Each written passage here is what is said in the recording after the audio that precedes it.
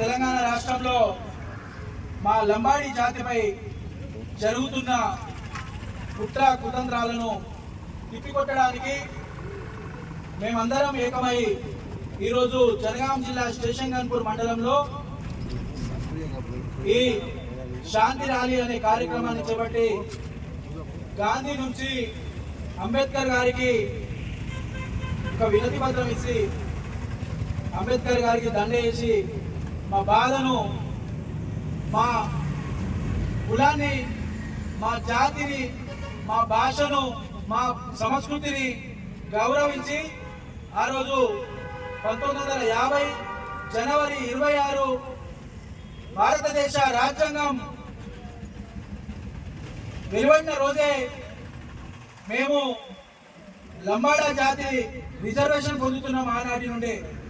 అంతేకాకుండా బ్రిటిష్ కాలంలో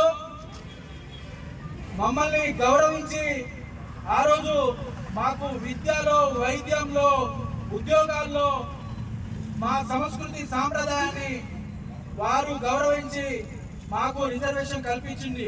1935 నుంచే మేము రిజర్వేషన్ పొందుతున్నాం.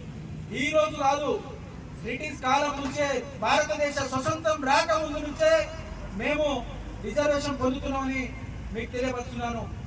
ఆ రోజు మేము రజాకార్లను ఉరికించిన రోజు, ఆ రోజు బ్రిటిష్ వారు ఇక్కడ మనకు స్వతంత్రం రాకముందు వారు చేసిన నరకాన్ని చూసి మా లంబాడులు వారిని ఉరికొచ్చిన చరిత్ర ఉంది. వారిని ఉరికించి ఇక్కడి నుంచి వెళ్ళగొట్టిన చరిత్ర మా లంబాడీలకు ఉన్నది. ఈ లంబాడీ అనే పేరు బ్రిటిష్ వారు పెట్టిందే.